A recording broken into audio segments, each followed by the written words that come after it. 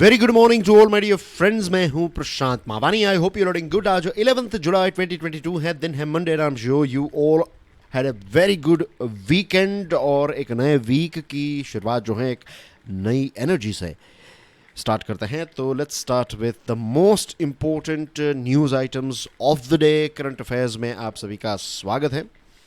आज का first and the most important current affair is के जो हमारी एक नई शिप है, राइट, एयरक्राफ्ट कैरियर, इसका नाम है Vikrant. What is aircraft carrier? Aircraft carrier जो है वो एक ऐसा बड़ा जहाज़ होता है जिस पर आप फाइटर जेट्स लेकर जा सकते हैं। और फाइटर जेट और एयरक्राफ्ट कैरियर का रिलेशन जो है वो कहते हैं कि मदर डॉटर या फिर मदर सन जैसा होता है, right. So of course the aircraft carrier is the mother and fighter jets जो हैं, जो टॉप गन्स हैं लाइक फाइटर जेट्स, तो उनको आप डॉटर्स एंड सन्स कह सकते हैं।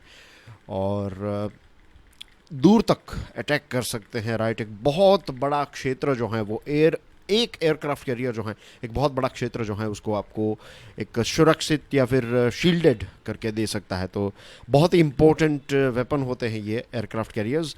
और हमारा पहला है ये, राइट, इंडिजीनियस एयरक्राफ्ट कैरियर। वैसे हमारे पास एयरक्राफ्ट कैरियर को हैंडल करने का एक्सपीरियंस कुछ 60-70 ईयर्स का है, लेकिन हमारे देश में बनाया हुआ ये पहला इंडिजीनियस एयरक्राफ्ट कैरियर है। और इसका जो फोर्थ फेज़ है, it's like a final phase. Sea trials होते हैं, राइट। इसको समुद्र में ले जाया जाता है, इसके इक्विपमेंट सारी चीज़ों को चेक किया जाता। तो ये फोर्थ फेज़ था डियर फ्रेंड्स। और ये फोर्थ फेज़ जो है ये सक्सेसफुली कंप्लीट कर दिया है किसने? विक्रांत ने। Remember this name, right. Vikrant is our indigenous aircraft. बहुत ही इजीली आपको इस पर एक प्रश्न कॉम्पिटिटिव एग्जामिनेशन में पूछा जाएगा। और बताइए कि हमारे पास फ़िलहाल एक एयरक्राफ्ट कैरियर है, ये इंडिजीनियस नहीं है, ये हमने रशिया से ख़रीदा है। तो इस एयरक्राफ्ट कैरियर का नाम क्या है? Stick your answer in the comment section. ये आपके लिए एक बहुत ही इंपॉर्टेंट क्वेश्चन है। अगर आपको इसका आंसर नहीं पता है तो मैं चाहता हूँ कि आप गूगल कीजिए और इसका आंसर फाइंड कीजिए। और जब आप ये करेंगे तो आपको ये पर्टिकुलर चीज़ जो है वो ईजिली याद रह जाएगी। That's the reason. वरना मैं चाहता तो मैं ईजिली यहाँ पर रख सकता था, but I want you guys to do a little bit of research, right. Defence minister Rajnath Singh साहब ने ये कहा है कि एंड ऑफ दिस मंथ ये शिप जो है इसकी डिलीवरी हो जाएगी और होपफुली अगस्त महीने में हम इसको कमीशन भी कर देंगे। कमीशन यानी कि ये हमारी नेवी का पार्ट बन जाएगा। ऑफिशियली ये नेवी जो है फिर इसको यूज़ कर पाएगी। तो आज़ादी का जो अमृत महोत्सव है, मुझे लगता है कि जो 15 अगस्त है तभी इसको देश के नाम, नेवी के नाम जो है वो किया जाएगा। Let's wait and watch, but remember the name Vikrant. Sri Lanka की इकोनॉमिक क्राइसिस जो है उसके बारे में हमने इससे पहले भी बातचीत की थी। हमारे जो मिनिस्ट्री ऑफ एक्सटर्नल अफेयर्स के स्पोक्स पर्सन है अरिंदम बागची साहब, तो उन्होंने कहा है कि भारत हमेशा श्रीलंका के लोगों के साथ खड़ा है। India will continue to follow closely the recent developments in Sri Lanka. हम नज़र रखे हुए हैं कि क्या क्या चीज़ें यहाँ पर हो रही हैं और हम श्रीलंका के लोगों के साथ हमेशा हैं, हमेशा रहेंगे। एंड उनकी जो प्रॉस्पेरिटी, उनका जो प्रोग्रेस है डेमोक्रेटिक तरीके से आगे बढ़े, उसको लेकर भारत जो है वो चिंतित है और भारत हर प्रकार की मदद करने के लिए तैयार भी हैं। आइलैंड नेशन जो है श्रीलंका, इसके बारे में हमने देखा कि वर्स्ट इकोनॉमिक क्राइसिस पिछले 70 ईयर्स की हमें यहाँ पर देखने को मिली। और इतनी ख़राब हालत है कि वहाँ पर खाने पीने की चीज़ें, फ्यूल और मेडिसिन खरीदने के लिए भी देश के पास पैसा नहीं है। और इसी चीज़ को ध्यान में रखते हुए फॉरेन करेंसी नहीं थी, तो इसलिए उन्होंने sales of diesel and petrol जो है उसको ख़रीदना जो है वो बंद कर दिया। भारत ने काफ़ी लाइन ऑफ क्रेडिट प्रोवाइड की और काफ़ी मदद की। नाम sure you would be aware about this thing as well. हमने इससे पहले भी बात की थी एडिटोरियल एंड आर्टिकल एनालिसिस और इसी सीरीज़ करंट अफेयर्स में। श्रीलंका की आर्मी के जो चीफ है जनरल शवेंद्र सिल्वा, तो उन्होंने लोगों से रिक्वेस्ट की है कि आप शांति बनाने में हमारी मदद कीजिए, राइट। सब जानते हैं कि इकोनॉमिक क्राइसिस से देश गुजर रहा है, तो हेल्प अस आउट। और श्रीलंका के जो प्रेसिडेंट हैं उन्होंने कहा है कि वो 13 जुलाई को रेजिग्नेशन दे देंगे। और हमने रनिल विक्रमसिंघे के बारे में बात की थी कि वो भी रेजिग्नेशन देने के लिए जो है वो तैयार हैं। IMF, international monetary fund. Now remember this thing कि अगर आपके जनरली एक बात बताऊं तो अगर आपका देश जो है वो ठीक ठाक चल रहा है, कोई इश्यू नहीं है, तो वर्ल्ड बैंक के पास देश जो है वो लोन लेने के लिए जाते हैं। और जब प्रॉब्लम होने लगता है, बहुत बड़े प्रॉब्लम हो जाते हैं, तब वो IMF के पास जाता है, राइट। तो रिमेंबर दिस थिंग। तो यहाँ पर इंटरनेशनल मॉनिटरी फंड जो है ये चीज़ों को क्लोजली मॉनिटर कर रहा है और सारे डेवलपमेंट्स को देख रहा है। और आईएमएफ का कहना यह है कि जल्द से जल्द अगर वहाँ पर पॉलिटिकल क्राइसिस खत्म हो जाए, एक सरकार आ जाए, तो फिर से आईएमएफ सपोर्टेड प्रोग्राम जो है इस पर डिस्कशन और डायलॉग जो है वो फिर से स्टार्ट किए जा सकते हैं। नेचुरल फार्मिंग कॉन्क्लेव, इसकी मैंने एक हिंट आपको दी थी, सूरत में इसको कंडक्ट किया गया था। और प्राइम मिनिस्टर मोदी साहब ने बहुत ही इंटरेस्टिंग फैक्ट जो है नेचुरल फार्मिंग कॉन्क्लेव के साथ जुड़े हुए हमारे साथ शेयर किया। उन्होंने कहा कि मिट्टी की क्वालिटी, ज़मीनी तबीयत उसकी उत्पादकता की रक्षा करती है। He is absolutely right. कुछ समय पहले सदगुरु साहब ने भी एक सेव सॉल करके एक प्रोग्राम जो है वो लॉन्च किया है, एक कैंपेन लॉन्च किया है, सेव सॉइल, राइट। और मिट्टी को बचाने की बात वहाँ पर है, नाम से ही पता चल जाता है। यहाँ पर प्राइम मिनिस्टर साहब ने ये कहा कि जब आप प्राकृतिक खेती करते हैं तो आप प्रकृति और पर्यावरण की सेवा भी करते हैं, क्योंकि हम केमिकल्स और ये सारी चीज़ें जो हैं वो नहीं डालते हैं। और हम जो ये काउडंग और उससे बना हुआ जो ऑर्गेनिक फर्टिलाइज़र है उसका इस्तेमाल करते हैं। तो यार ये कहते हैं कि गौ माता की सेवा करने का भी सौभाग्य हमें मिलता है। और इसी के साथ साथ जो हम केमिकल्स और ये सारी चीज़ें नहीं यूज़ करते, तो छोटे छोटे जीव जो हैं वो नहीं मरते हैं और जीव सेवा का आशीर्वाद भी हमें मिलता है। प्राइम मिनिस्टर साहब ने ये भी कहा है सभी किसानों को कि आप ये जो नेचुरल वे ऑफ फार्मिंग है उसको अडॉप्ट कीजिए और मदर अर्थ जो है उसकी सेवा करने का सौभाग्य जो है वो प्राप्त कीजिए। Natural farming will protect the quality of soil and improve the crop productivity. उन्होंने ये भी कहा कि ये जो मीन्स आप समझिए कि ये जो नेचुरल फार्मिंग कॉन्क्लेव है ना, ये it's not like a one of thing.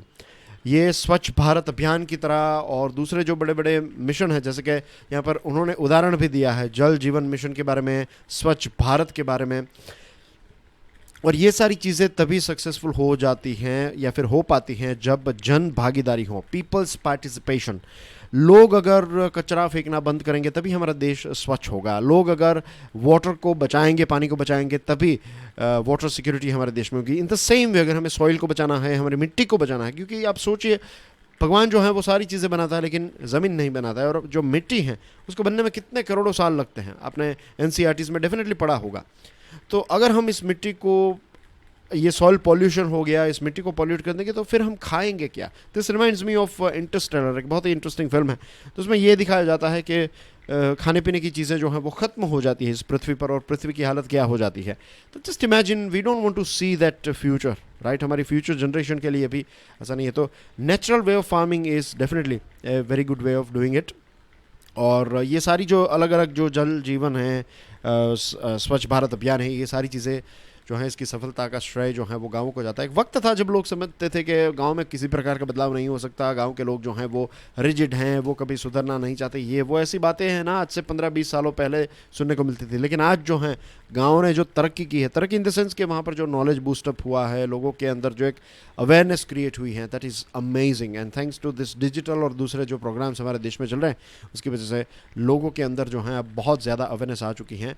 और अब देखिए उन्होंने ये भी कहा है, this is a very important, मुझे आज भी याद है, आज से कुछ 3-4 साल पहले आसाम में एक मीटिंग हुई थी और वहाँ पर हमारे एक मंत्री साहब जो हैं उन्होंने कहा था कि हम जो आसाम में या फिर मध्य प्रदेश, दोनों में से एक जगह पर हुई थी, I don't remember the name, लेकिन तो कंटेंट जो है that is the most important thing, कि ऑर्गेनिक वे ऑफ फार्मिंग जो है, नेचुरल वे ऑफ फार्मिंग जो है, ये तो हमारे ब्लड में है, ये हमारे किसानों के ब्लड में है। क्योंकि हमारे फोर फादर्स में अगर हम देखें तो हम कोई केमिकल्स वेमिकल्स का इस्तेमाल नहीं करते थे, नेचुरल तरीके से ही खेतीबाड़ी होती थी। तो उस टाइम पर जितना भी हमारे देश का खेतीबाड़ी का एरिया था वो सारा का सारा ऑर्गेनिक था। हाँ, ये बात अलग है कि ग्रीन रेवोल्यूशन के बाद ये केमिकल्स और ये सारी चीज़ों का इस्तेमाल जो है वो काफ़ी बढ़ चुका है। लेकिन अब हम जान चुके हैं कि ये सारी चीज़ें जो हैं उस टाइम के लिए चलो अच्छी थी, उस टाइम पर भूख मरी थी तो एक पिकअप लेने के लिए हमने थोड़ा ये इस्तेमाल कर लिया ग्रीन रेवोल्यूशन का। But now we need more green revolution in the sense कि अब हमें प्रॉपर ग्रीन यानी कि ऑर्गेनिक तरीके से ही आगे बढ़ना पड़ेगा। और ये एक ऐसा एरिया है जिसमें भारत ने दुनिया भर को, मीन्स दुनिया की भी पुरानी संस्कृतियों को देखेंगे तो वहाँ पर भी नेचुरल तरीके से ही खेतीबाड़ी होती थी। तो it is not something that we can not achieve, ये हमारे ब्लड में ही है, you know what I mean. Prime minister ने इसके बारे में ये भी कहा कि ये जो सक्सेस, सूरत का जो सक्सेस है कि यहाँ पर 75 फार्मर्स जो हैं हर एक पंचायत में से नेचुरल फार्मिंग कर रहे हैं, तो ये एक एग्जाम्पल है पूरे देश के लिए। तो बहुत ही इंटरेस्टिंग फैक्ट्स यहाँ पर शेयर किए हैं। इसके साथ प्राइम मिनिस्टर मोदी साहब ने, जो आपकी स्क्रीन पर एक स्वामी जी हैं, तो इनका नाम है आत्मस्थानंद स्वामी जी। तो इनकी बर्थ सेंटिनरी सेलिब्रेशन यानी कि 100 साल उनके हुए, तो इसी मौके पर प्राइम मिनिस्टर साहब ने उनको विश किया है और उनके साथ जो उन्होंने समय स्पेंड किया उसके बारे में भी पीएम साहब ने बात की। और ये जो स्वामी आत्मस्थानंद स्वामी जो हैं, तो उनके गुरु थे स्वामी विजनानंद, और विजनानंद जो हैं वो रामकृष्ण परमहंस के डिसाइपल थे। डिसाइपल यानी कि उनके आप कह सकते हैं कि फॉलोवर थे, राइट। डिसाइपल और फॉलोवर में डिफरेंस होता है, लेकिन डिसाइपल इज़ लाइक जब आप कंप्लीटली समर्पित हो जाते हैं अपने गुरु के प्रति, तो दैट इज़ कॉल्ड डिसाइपल। तो वो डिसाइपल थे, राइट, विजनानंद। और विजनानंद स्वामी जो हैं उनके डिसाइपल थे स्वामी आत्मस्थानंद। और आदि शंकराचार्य से लेकर स्वामी विवेकानंद तक हमारे देश के जो संत हैं, राइट, इसमें सारे के सारे अलग अलग धर्म के जितने भी अलग अलग ब्रांचेस हैं, राइट, सूफी संत आ गए, उसमें आपके ये सिख के संत आ गए, क्रिश्चियन संत आ गए, आपके हिंदू संत। तो ज़्यादातर हम जो भी हमारे देश के संतों की जो संस्कृति रही है उसमें हमें एक भारत श्रेष्ठ भारत देखने को मिलता है। Ministry of skill development and entrepreneurship जो है, तो उसने एक प्रधानमंत्री नेशनल अप्रेंटिसशिप मेला इसको कंडक्ट किया। और अप्रेंटिस यानी कि क्या, इसका मतलब क्या है कि जो आप स्कूल में पढ़ रहे हैं, कॉलेज में पढ़ रहे हैं, तो आप ऑफिस में जा सकते हैं, फैक्ट्रीज़ में जा सकते हैं, वहाँ पर चीज़ें जो है वो सीखेंगे। आपको स्टार्टिंग में स्टाइफन जो कहते हैं सैलरी नहीं मिलेगी, लेकिन अगर आप चीज़ें अच्छी तरीके से सीख गए तो फिर आपको वहाँ पर जॉब भी मिल जाती है। तो ये एक अच्छा एक्सपोजर रहता है बच्चों के लिए। और prime minister skill India mission के तहत ये प्रधानमंत्री नेशनल अप्रेंटिसशिप मेला जो है उसको कंडक्ट किया गया। और इसमें कुछ 1 लाख से भी ज़्यादा 1,88,000 एप्लीकेंट्स जो हैं इन्होंने इसमें पार्टिसिपेट किया। और ये एक 1 डे इवेंट था। 1,000 से भी ज़्यादा company, 500 distinct sorts of trades यानी कि अलग अलग जो व्यापार के ब्रांचेस हैं, तो ये 1,000 से ज़्यादा कंपनीज जो हैं उन्होंने इसमें पार्टिसिपेट किया। और हमारे देश के 200 लोकेशंस पर ये कंडक्ट किया गया।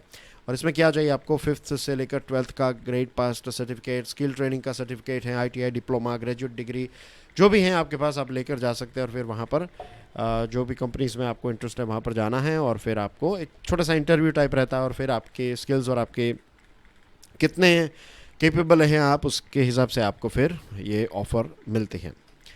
श्री अमरनाथ जी श्राइन जो हैं, तो यहाँ पर एज वी नो के फ्लैश फ्लड हुआ था, तो 16 लोगों की मृत्यु हुई, 40 लोग आज भी मिसिंग है, 65 प्लस जो हैं वो इंजर्ड हैं। और आज भी एफर्ट्स चल रहे हैं कि जो मिसिंग हैं उनको ढूंढा जाए। Let's hope for the best. Ashadhi Ekadashi ये महाराष्ट्र का one of the most important religious festival है, और इसको सेलिब्रेट किया गया कल। और ये जो पंढरपुर है, पंढरपुर, तो यहाँ पर इसके बहुत बड़े सेलिब्रेशन होते हैं। और इट्स जैसे मैंने आपको बताया, it's a very big festival of Maharashtra. और प्राइम मिनिस्टर साहब ने भी महाराष्ट्र के लोगों को ग्रीट किया। इसके साथ हमने ये भी देखा कि कल हमारे देश में ईद उल अज़हा का, बकरी ईद जो हैं, तो इसको सेलिब्रेट किया गया। और हमारे देश के जो मुस्लिम्स हैं तो उन्होंने मॉस्क्स में प्रेयर की, ईद की नमाज जो कहते हैं, तो वो की उन्होंने।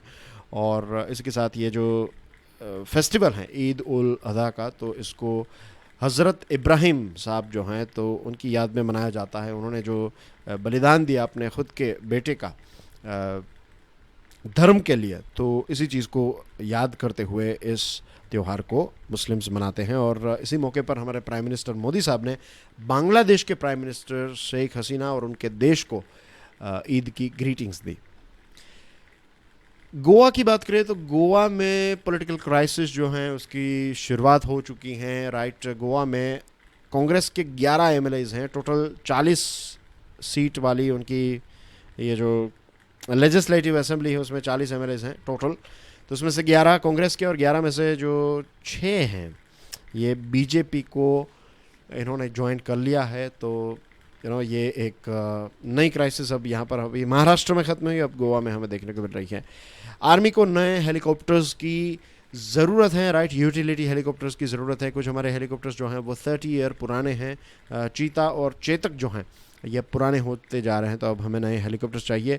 फिर गलवान रीजन जो है तो वहाँ पर आर्मी ने 20 बेड आर्मी मेडिकल फैसिलिटी की स्थापना की है कि 14,000 फीट पर अगर कोई गोली लग जाए, ऐसा कुछ हो जाए हमारे सोल्जर्स को, तो वहाँ पर उनको मेडिकल फैसिलिटी मिल सके।